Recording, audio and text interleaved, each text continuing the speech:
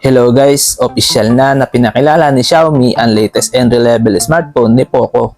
Ito ang Poco C75. Sa ngayon ay hindi pa ito available dito sa atin. Pero kung gusto nyo malaman ang specs, features, and estimated price nito, make sure na panoorin nyo ang buong video. Meron siyang operating system na Xiaomi HyperOS powered by Android 14 with MediaTek Helio G81 Ultra chipset na may 12nm process technology at ito ay may Mali G52 MC2 na GPU.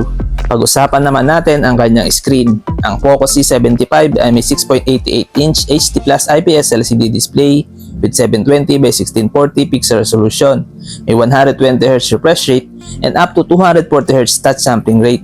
At ito ay may 450 nits typical brightness and 600 nits high brightness mode. Sa kanya namang storage, meron siyang 6 or 8 GB of RAM plus up to 8 GB extended RAM with 128 or 256 GB of internal storage expandable via microSD. Pagdating naman sa optics, meron siyang 50 megapixel main camera plus auxiliary lens with LED flash, HDR mode, night mode, and portrait mode at may up to 1080p at 30fps video recording.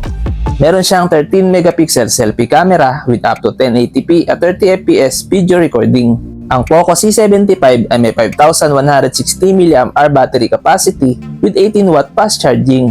Meron siyang side-mounted fingerprint scanner and face unlock. Meron itong loudspeakers with 150% volume boost.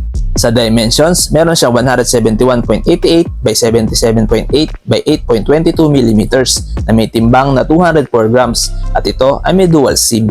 Sa kanya namang connectivity, meron siyang 4G LTE, dual band Wi-Fi, Bluetooth 5.4, GPS, GLONASS, Galileo, Paydu, NFC, headphone jack, FM radio, and USB Type-C.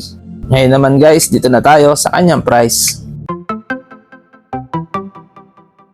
Ang estimated price ng Poco C75 ay ang mga sumusunod. Ito ay price conversion lamang at pwede pa ito magbago kung sakali magiging available ito sa Philippines. Ano sa tingin nyo guys? Sulit ba ang Poco C75? Please comment down below. Kung nagustuhan nyo ang video natin ngayon, ay huwag nyo kalimutan mag-subscribe sa aking YouTube channel para lagi kayo updated sa ating mga video. Maraming salamat!